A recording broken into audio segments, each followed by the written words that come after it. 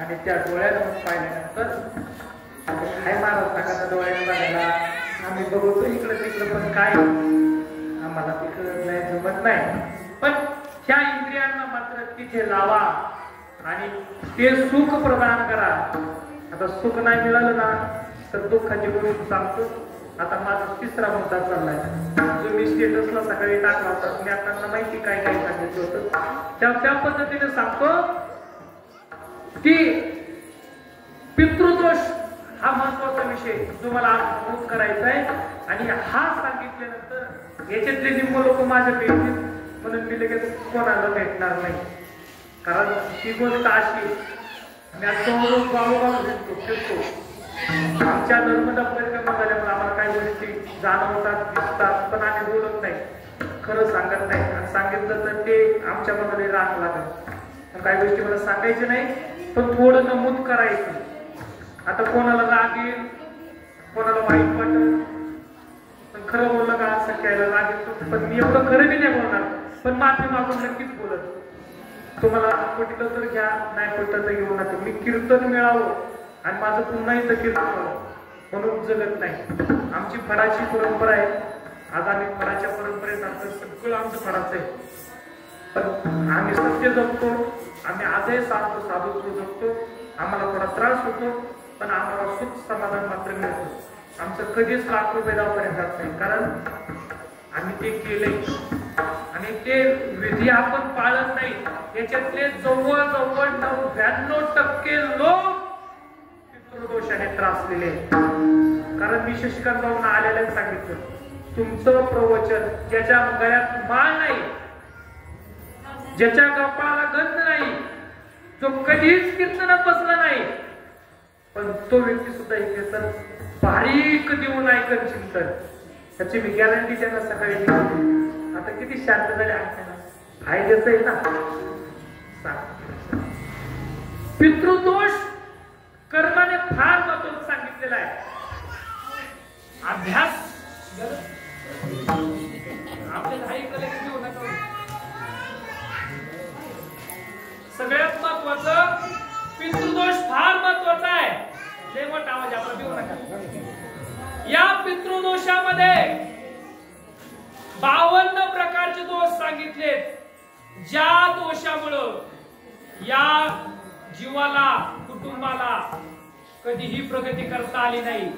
प्रगती खुंटली, कर्जबाजारी झाली, आत्महत्या झाली, 16 टायरच्या गाडी खाली चिरडून आपला मुलगा ऐन वयात जातो. माझा अंग सुद्धा काटा आला बोलण्यासाठी. पण 52 प्रकारचे दोष तुमच्या आमच्या पाठीमागे लागले. हा कीर्तनाचा विषय नाही, हा चिंतनाचा विषय नाही. पण धर्मशास्त्र सांगतं, लिंग पुराण सांगतं, गरुड पुराण सांगतं की मृत्यू माणसाचा कसा होतो, मृत्यू झाल्यानंतर त्या मृत्यूचा प्रवास कसा होतो आणि प्रवास झाल्यानंतर त्या जीवाला जर ते सुख वरती मिळालं नाही तर ते पितृ दोष म्हणून तुमच्या पाठीमागे लागतात. आणि जर त्यांचं जर तुम्ही पाठीमागे काही केलं नाही तर कुटुंबाचा खकाना केल्याशिवाय ती व्यक्ती राहत नाही. ह्याच्या पाठीमागं तुम्ही तुमच्या पाठीमागं निवडा की तुमच्या पाठीमागं पितृदोष कोणाचे. तुम्ही म्हणता आमच्या वडिलांचं 4 वर्षांनी पूर्ण केलं. त्याच कुटुंबात नाही तर अनेक कुटुंबात सांगतो. माझंच घ्या, माझी 4थी पिढी परमार्थाची. माझ्या आजोबांचं वय 75 आहे. 50 गावामध्ये आज आमच्या आजोबांचं नाव सोपान महाराज गाडगे यांच्या मार्गदर्शनाखाली, ज्ञानेश्वरी पारायण यांच्या मार्गदर्शनाखाली अखंड हरिनाम सप्ताह. ज्या व्यक्तीला माळ घालायचं ज्ञान नव्हतं, बंद लावायचं ज्ञान नव्हतं, त्या व्यक्तीला आमच्या आजोबांनी आज अभय देऊन त्या व्यक्तीला आज जीवनात त्या लेवलला नेऊन ठेवले.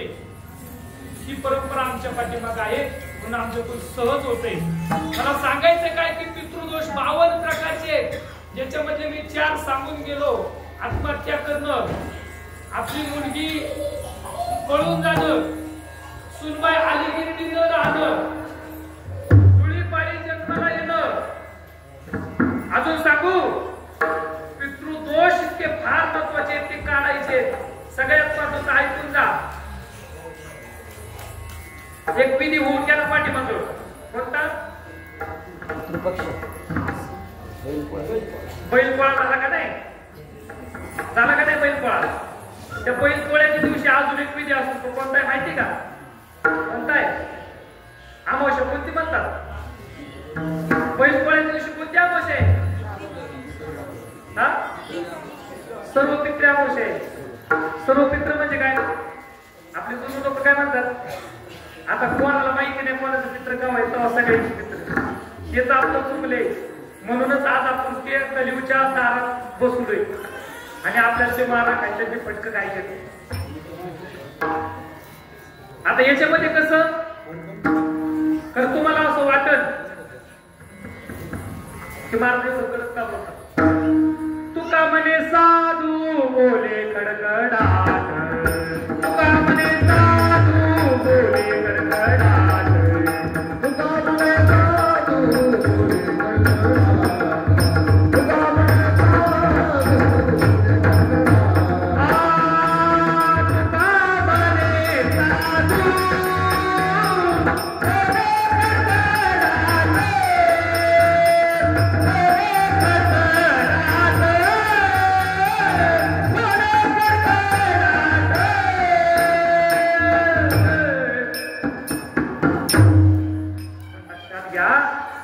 सहज बोलणे हितोपदेश करून सहाय्या चाललाय. सात आणि आमची भाषा आहे, पण सात आम्हाला कळत नाही. मग तुकोबारांची भाषा, तुका म्हणे साधू बोले खडखडाट, शेतरी शेतरी दैवत कोण पूजिती देते बुद्धी घेते, ते फक्त आपल्या पोटासाठी देव तुमच्याकडे मागतात. पण पारकरी संप्रदायामध्ये जो पांडुरंग परमात्मा सावळा केलाय, त्या भगवान परमात्म्याला शरण जा. गेली गेली माझे वाचे गोड नाम विठोबाचे, डोळा तुम्ही घ्या रे सुख पहा विठोबाचे बघ, ते सुख डोळ्याने घ्या. त्या आपण तुकोबारे दुसऱ्याचे लोक सांगतात की डोळ्यानं सुख घ्या, कानानं ऐका. नाही ऐकेले हरी कीर्तन, नाही केले पुराण श्रवण, इतकं दोनच पाहिजे आपल्याला. म्हणून मुका झालो. कसं झालो? मुका झालं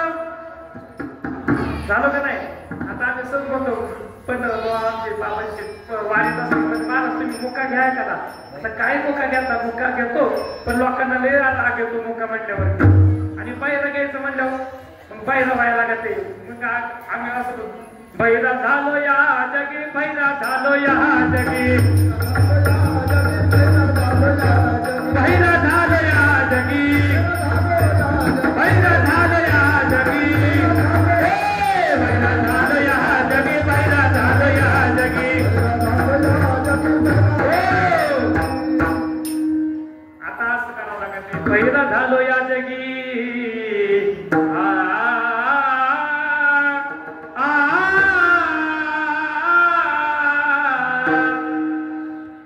म्हणून भैरा या ठिकाणी या जगात झालो, पण संत कीर्ती श्रवणी कधी आली नाही. आणि ही संत कीर्ती श्रवण येण्याकरता तुम्ही ऐका रे, तुम्ही पहा रे, तुम्ही घ्या रे, तुमचं तिथं लावा रे. आणि तुम्ही या जीवाला सोडायचं नाही. तो का म्हणे नाही सोडायचं, केशवा नको सोडू या जीवाला. आणि हे जीव असा स्वरूपाचं ध्यान आहे. त्या जीवाला पुण्य करायचे. कशासाठी पुण्य करायचे? तर सुख मिळवण्याकरता. कशासाठी पुण्य करायचे? की काहीतरी आमच्या प्रारब्धात शुद्ध येण्याकरता. आपला पितृदोषाचा विषय राहून गेला, परत मी बाजूला येतो. माझा अभंग चालूच होता, फक्त मी इकडे वळवून तुम्ही माझ्याकडे कंटिन्यू पाहायला लागले, परत वळवळ चालू झाली. ऐका, लक्षात घ्या. तुका म्हणे साधू बोले खडखडाट, तिथून मी दूर गेलो होतो, थोडं खडखडाट वाटेल, माफी मागून बोलेल, पण तुम्हाला कडू लागेल. मात्र थोडं औषध मात्र थोडासा लिंबाचा पाला खाल्ला की 5 मिनिटात आपल्याला वगैरे येतात. पण लिंबाचा पाला खा. माझ्याकडे इथं पत्र की मी लिहून देतो, तुम्हाला महिन्यात पण आजार होणार नाही. पण तुमच्या जनी होणार का? कारण आपल्याला पितृदोष. तुमच्या जनी होणार नाही का? कारण तुम्हाला दोष आहे. तुमच्या जनी होणार नाही पण लक्षात घ्या. पण पितृदोष काढायचे असतील तर माझे स्वतः मी काढले ना सर. माझं दुकान आहे का काय?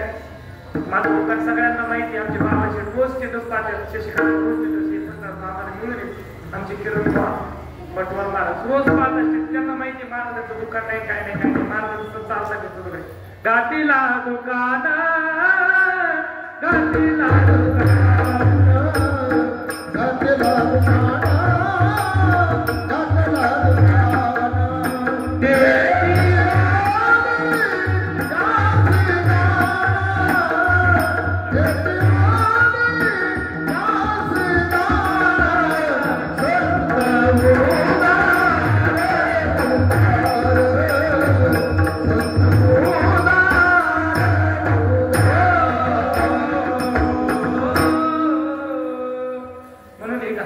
दुकान आहे, ते उदार आहे आणि ते देणार आहे, देण्याकरताचे हात आहेत.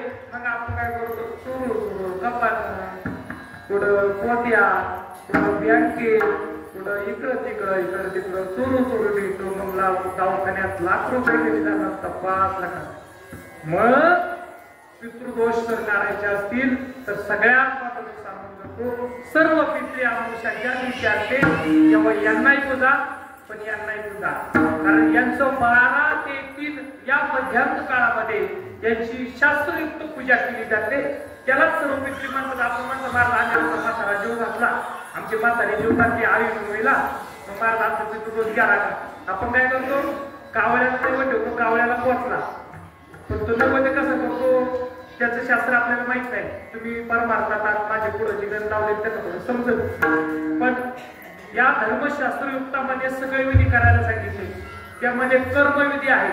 कर्म कोणाला चुकलं पुढे म्हणता स्मशानात, आणि तिथं स्मशानात म्हणता कर्म चुकलं जाईल 5 मिनिटाला चप्पल शोध्यापासून माहिती काय माहिती आहे माझी बाजूनच काय. म्हणजे हे कर्म आपल्याला चुकतं ते आपण तिथं विसरतो. कर्म सगळ्यांना करायचंय, ते कर्म कोणतं करायचंय तर ते कर्म म्हणजे ब्राह्मण पद्धतीनं असलेलं शास्त्रयुक्त पदार्थ जे आहे त्या पद्धतीने तुम्ही दशक्रिया जसं ज्याप्रमाणे करता की कावळ्याचा नैवेद्य म्हणजे तो भात असताना त्याच्यावरती दही, त्याच्यावरती आता लोकांनी टाकलं हे ठेवायचं नाही तो येईल, शिव बनवायचं म्हणजे तो येईल.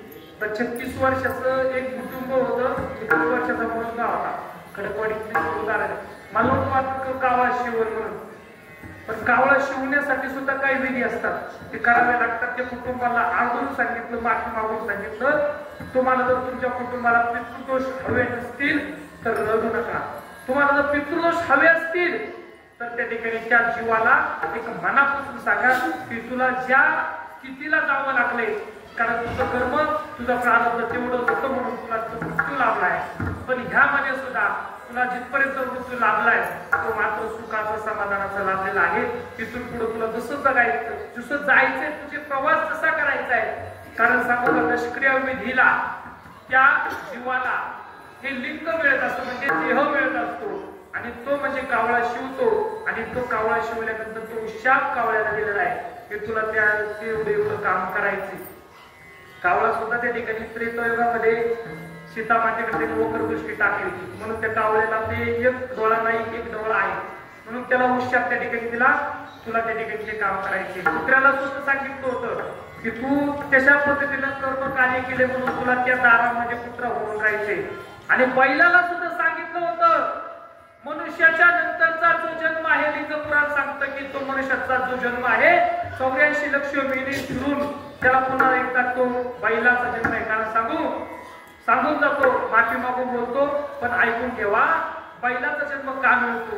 एखाद्या व्यक्तीनं एखाद्या घरी गेल्यानंतर अन्न जे खाल्लं ते भगवान परमात्म्याचं नामस्मरण न घेता खाल्लं तर त्या जीवाला त्या ठिकाणी लिंग पुराण सांगतं की बैलाचा जन्म मनुष्याच्या जन्माच्या नंतर मिळतो. आणि त्या कुटुंबाचं फुकट खाल्ल्यामुळे त्या कुटुंबामध्ये त्या दावणीला बैल म्हणून राहावं लागतं. आता माणूस आम्ही तिथे पण काही सांगत ट्रॅक्टर घ्या, ट्रॅक्टर मग बैल व्हावं लागतं, हे शास्त्रात सांगितलं. त्याच्यात तुम्ही आता कलियुग बदलले, आता त्यांचा आम्हाला त्याचा इलाज, मग आमचं इलाज आहे तुमच्याकडे. महत्वाचं लक्षात घ्या की आपण एखाद्या घरी जर अन्नभूषण करत असेल, वदनी कवळ घेता नाम घ्या श्री हरीचे, सहज हवन होते नाम घेता पुकाचे. हे हवन करतोय, हवन म्हणजे यज्ञ करतोय. वदनी कवळ घेता, वदनाने नाम घ्या, वदनी कवळ घेता नाम घ्या श्री हरीचे, त्या श्री हरीचं नाव सहज हवन होते नाम घेता पुकाचे. जीवन करी जीवित्व अन्न हे पूर्ण ब्रह्म, अन्न हे पूर्ण ब्रह्म आहे. उदर परंतो हे जाणीचे यज्ञ कर्म. हरे राम या पद्धतीचं वदनी कवळ घेता, सहज हवन होते, जीवन करी जीवित्व अन्न हे पूर्ण. उदर परण, उदर परण नोहे जाणीचे यज्ञ कर्म. उदर भरण्याकरता नाही, यज्ञ करण्याकरता आहे. ह्याच्यात आपण अन्न टाकल्यानंतर ते शिजते खाली, इकडून तुम्ही शिजवलं का इकडे शिजते.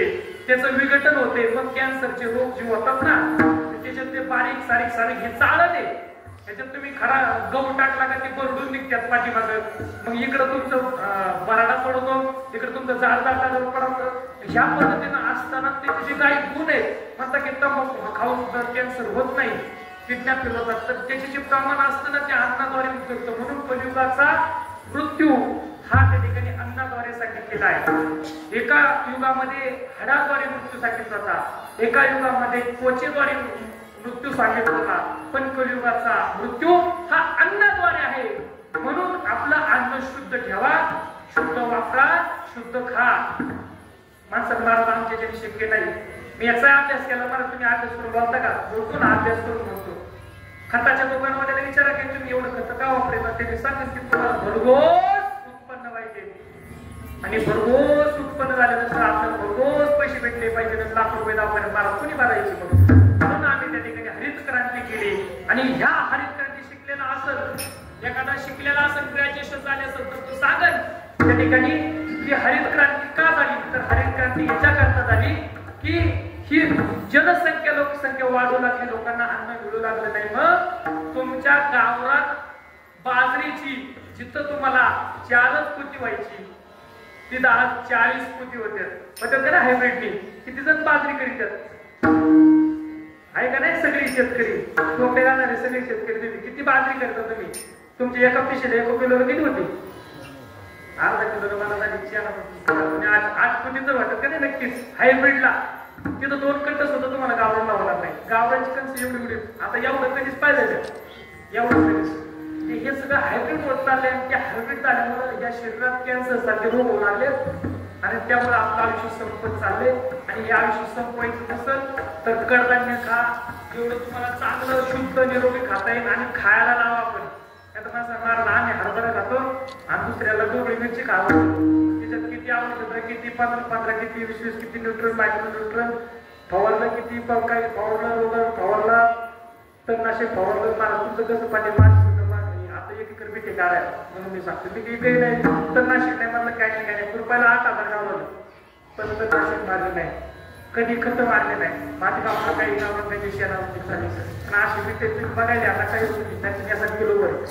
लक्षात घ्या, या जीवन जगत असताना आपल्याला या कलियुगामध्ये जर जगायचं असेल तर त्रेतायुग, द्वापरयुग आणि सत्ययुगात जगायचे. मागाच्या जो तुमच्यामुळे मुद्दा सांगितला जातोय की त्रेतायुगामध्ये त्या ठिकाणी शरण हनुमंत आलो राम होता, काय भक्तीच्या त्या वाटामध्ये दावाव्या सोबतात की भक्ती सांगितलेली, शरणत्व भक्ती, दासत्व भक्ती सांगितलेली. कोणाचं तरी दासवा संतांची संगती मनोमार्ग गती 11 श्रीपती रे पत्ते, त्या संतांचा दासवा, त्या संतांच्या सोबत चला. महाराज आम्हाला टाइम नाही, कांदा दूर पाहायला, महाराज आम्हाला टाइम नाही, कांदा लावायचं, महाराज आम्हाला टाइम नाही, द्राक्ष तोडायला आल्यात, महाराज आम्हाला टाइम नाही. मग तन बंधनाने सेवा करायची असते, महाराज आम्हाला टाइम नाही ना. मग हे तर मिळतं का नाही? का याच हे नाही मिळत, ते सगळं मिळवतात. मग ज्याला वेळ नाही त्यांनी धनानं सेवा करावी, ज्याला पैसेच नाही त्यांनी तनानं सेवा करावी. तन मन आणि धनाने सेवा करण्यासाठी सत्ययुग, द्वापरयुग, त्रेतायुग, कलियुगामध्ये आज तुम्हाला जर जगायचं असेल, या कलियुगाचा मारा लावून घ्यायचा नसेल, कलियुगाचा मारा जवळजवळ 95% लोकांना लागलाय, फक्त 5% लोक कलियुगात जगत नाही. ती यात्रेचा द्वापरयुग. रामायण बघितल्यानंतर त्यांना कळतं की आज आम्ही रामायण जगतो. आज कुठीत राहणारे किती लोक आहेत, छपरात राहणारे किती लोक आहेत. आज सगळेजण बंगल्यात आयुष आरामात राहतात, पण त्या आयुष आरामात राहत असताना आपल्याला त्या ठिकाणी परिस्थितीची जाणीव असते, पण तरी सुद्धा ते काही गोष्टी करता येत नाहीत किंवा कलियुगाचा वारा आपल्याला लागलाय.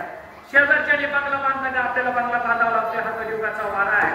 आणि हे जर जीवन जगायचं असेल तर सुद्धा तुम्हाला सांगून जाईल की त्या वाचेनं, त्या भगवान परमात्म्याचं नामस्मरण करा. याच वाचेनं त्या ठिकाणी त्या डोळ्यानं तर भगवान परमात्म्याचं मुख पहा. हे जर करायचं असेल त्या कानाने चांगलं ऐका. हे जर करायचं असेल, सत्ययुग, द्वापरयुग, त्रेतायुग जगायचं असेल तर त्या मनाला त्या ठिकाणी त्या परमात्म्याच्या चरणी धाव घ्यायला लावा. हेच करायचं असेल, तुका म्हणे जीवा नको सोडू या केशवा, त्या जीवाला केशव सोडायला लावायचं नाही. केशव म्हणजे कोण? केशव गाडगे किंवा केशव डुकरे किंवा केशव डुकरे किंवा केशव कुणी नाही, तर तो केशव म्हणजे तो भगवान परमात्मा, पांडुरंग परमात्मा आहे. पांडुरंगाला शरण जावे पंढरपुराचा या, पण वारकऱ्याला दखल द्या, वारकऱ्याला शिव्या द्या, वारकऱ्याला इकडं काय बोला, वारकऱ्याला तिकडं काय बोला, असं काय उद्या होऊ नका. तुका म्हणे पापे, तुका म्हणे पापे न जाती तीर्थाच्या बापे, न जाती तीर्थाच्या बापे. तुका म्हणे पापे न जाती तीर्थाच्या बापे, तुका म्हणे पापे जाती संतांची जपी कव सांगायची, दोन प्रमाणे आलेली आहे. तुका म्हणे पापे जाती संतांच्या जपी सगळे ऐकतात काकड्यामध्ये, पण शे तुम्ही ऐकत नाही. तुका म्हणे पापे न जाती तीर्थाची या बापे, तीर्थावर जाऊन सुद्धा आपल्या पण पाप होते. नर्मदा परिक्रमा केलं देण्यात आलं की गावात केलेलं पाप जाईल, पण तीर्थावर केलेलं पाप तुकोबऱ्या सांगता ठामपणे, अरे बाबा तीर्थाचा पाप करू शकत नाही तुम्ही, तीर्थावर पाप केले होते आणि ते पाप तुम्हाला भोगायला लागत आहे, भोगायला लागत आहे. ते कसं भोगायला लागत आहे तर सांगून जाईल. तुका म्हणे पापे म्हणजे ते पाप जे आहे ते तुम्हाला घालवायचं असेल, करू वाटत असेल तर तीर्थाव केल्याच्या नंतर कमीत कमी आपण त्या ठिकाणी ते करतो.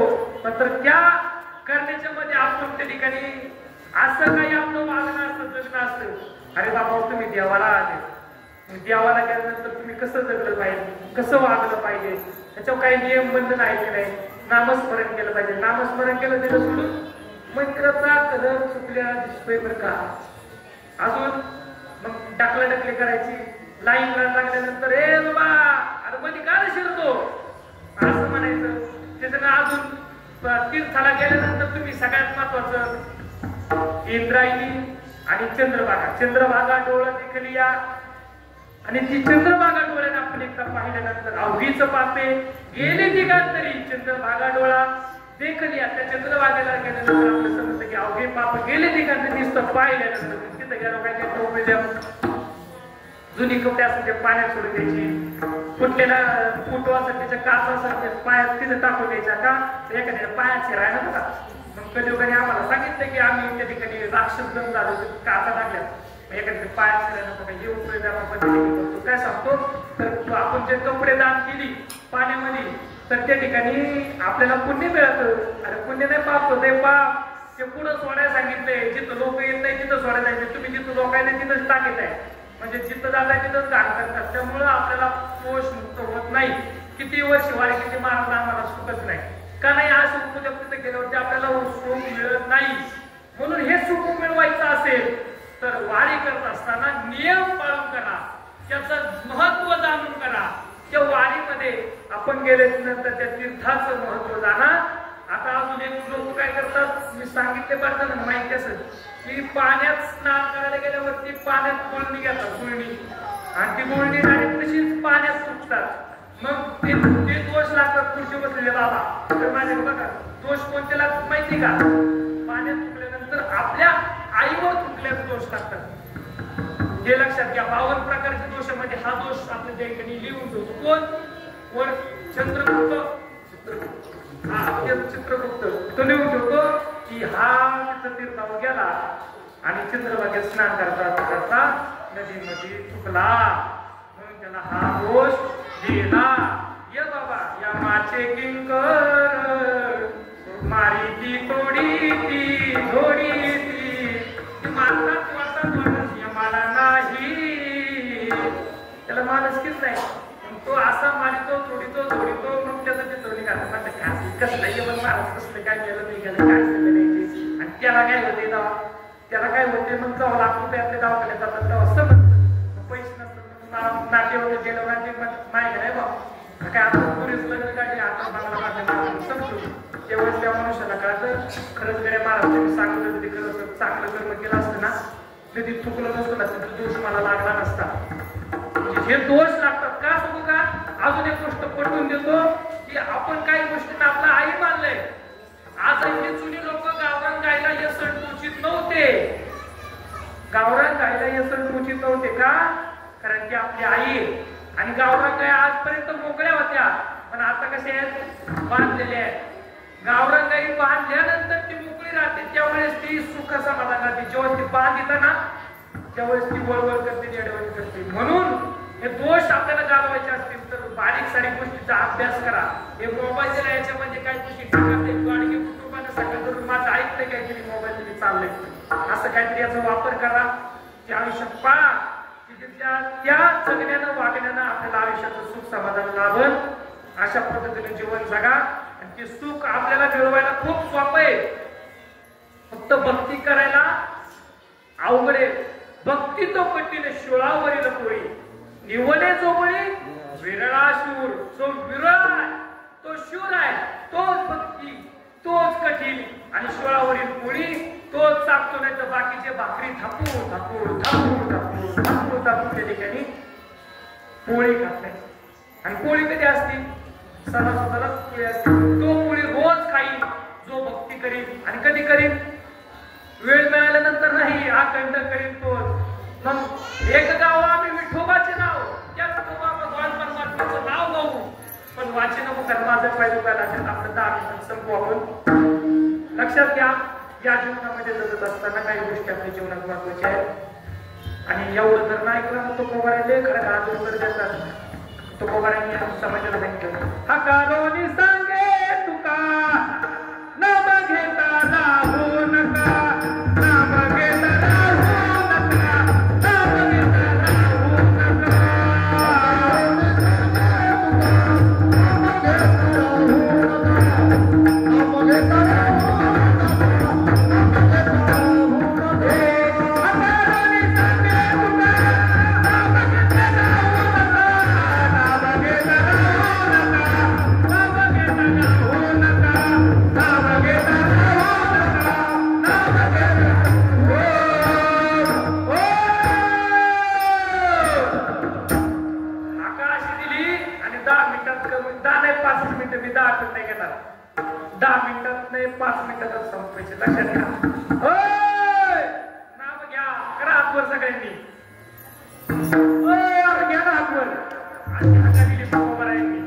आणि सांगितलं तुकाराम तुकाराम तुकाराम